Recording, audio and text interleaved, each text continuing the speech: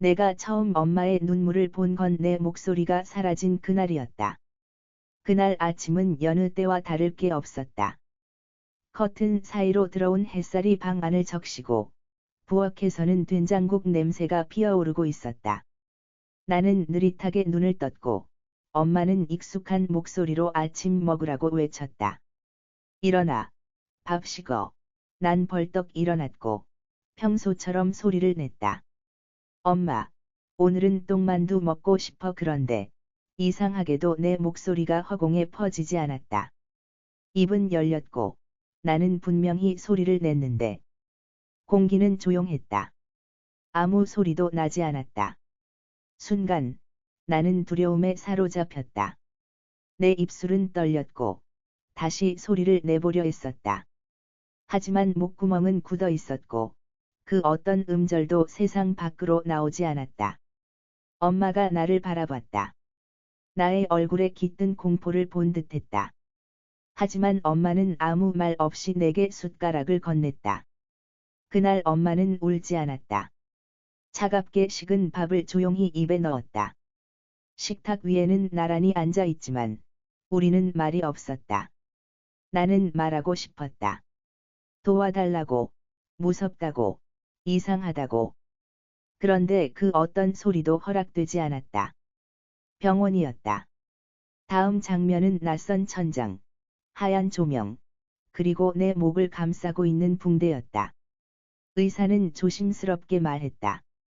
교통사고 충격으로 성대신경이 마비됐습니다. 시간이 지나면 회복될 가능성도 있지만 아닐 수도 있습니다. 나는 그 말을 이해하려 했었지만 머릿속은 새하였다. 엄마는 의사의 말에 고개를 끄덕이기만 했다. 눈물도 한숨도 없었다. 단지 내 손을 꼭 잡고 있었다. 엄마의 손은 따뜻했고 그 따뜻함이 내 손을 지나 온몸으로 번졌다. 그러나 마음은 계속 씻고 있었다. 말을 할 수 없다는 건 단지 목소리를 잃은 게 아니었다. 내 존재를 증명할 수단이 사라진 것이었다. 병원 생활은 길고도 조용했다. 나는 내내 침묵했다. 메모지에 글자를 쓰고 표정을 지어 의사를 표현했다. 하지만 마음속 울분과 외침은 종이에 담기지 않았다.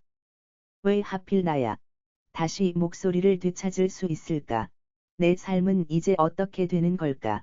이런 질문들이 매일 밤 내 머리를 괴롭혔다. 하지만 더 괴로운 건 엄마였다. 늘 내 옆에 있었지만 엄마는 단 한 번도 나 대신 울지 않았다. 그게 오히려 더 고통스러웠다. 엄마, 나 좀 안아줘. 엄마, 나 너무 무서워. 엄마. 울어줘. 그런데 엄마는 항상 말없이 병실 의자에 앉아 있었다. 때로는 눈을 감고, 때로는 창밖을 바라보며. 나는 엄마가 울어주기를 바랐다. 하지만 울지 않았다. 어느 날 밤, 잠든 줄 알았던 엄마가 나를 쓰다듬었다. 그 손길은 조심스럽고, 조용하고, 따뜻했다. 엄마는 내 머리맡에 무언가를 놓고 조용히 병실을 나갔다. 나는 살며시 몸을 일으켜 그것을 들여다봤다.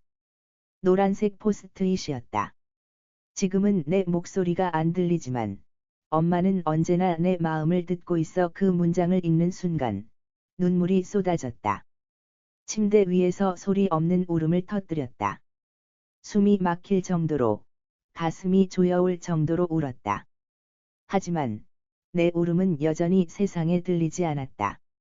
아무도 내 슬픔을 듣지 못했다. 학교로 돌아가는 날, 나는 말없이 가방을 맸다.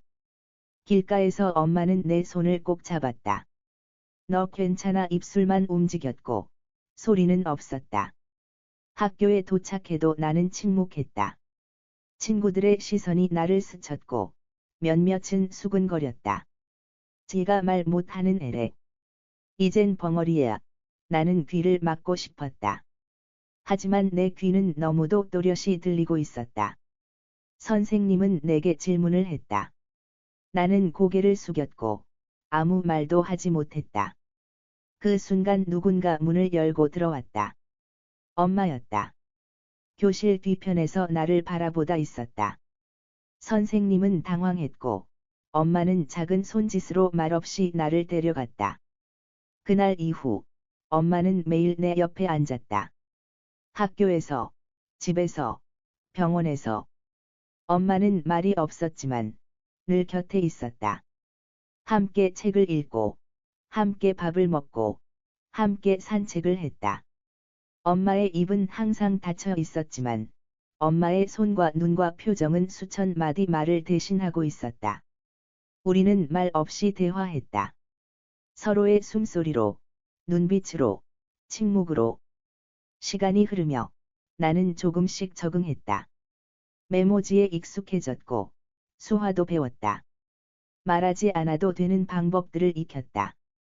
하지만 마음 깊은 곳에서는 여전히 외로웠다. 나는 이제 영원히 말 못하는 사람으로 살아야 하나. 그 생각이 들 때마다 숨이 막혔다. 어느 날, 엄마가 내게 작은 노트를 건넸다. 이건 우리 둘만의 일기장이야. 너는 내 마음을 여기 적어. 나는 내 마음을 옆에 적을게. 그날부터 우리는 매일 밤 글로 대화했다. 나는 일기장에 하루의 감정을 적었고, 엄마는 그 옆에 따뜻한 답장을 남겼다. 말은 없었지만, 우리는 매일 서로를 더 깊이 이해하게 되었다. 엄마는 매번 내 감정을 정확히 알아줬다. 그게 너무 신기하고 감사해서, 어느 날은 이렇게 적었다. 엄마는 내 마음을 어떻게 그렇게 잘 알아? 엄마는 대답했다. 내가 내 아이니까. 그러던 어느 날, 병원에서 새로운 검사를 했다. 의사는 말했다.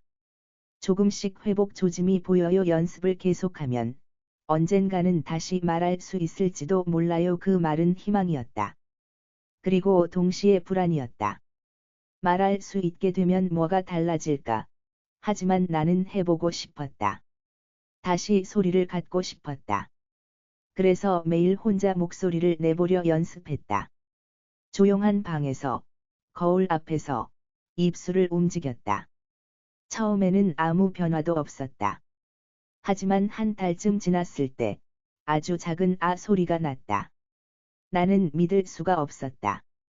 그 소리는 너무 작아서 귀를 기울이지 않으면 들을 수 없었다. 하지만, 분명히 있었다. 내가 낸 소리였다. 나는 기뻐서 울었다. 처음으로, 울음을 소리로 내질렀다. 그리고 그 소리를 들은 엄마가 달려왔다. 나는 울면서 말했다. 엄마, 그것은 아주 약하고, 떨리는, 갈라진 소리였지만 분명한 목소리였다. 엄마는 그 순간, 처음으로 눈물을 흘렸다.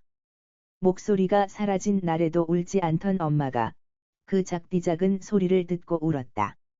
엄마는 나를 꼭 안고 말했다. 기다렸어. 너의 목소리.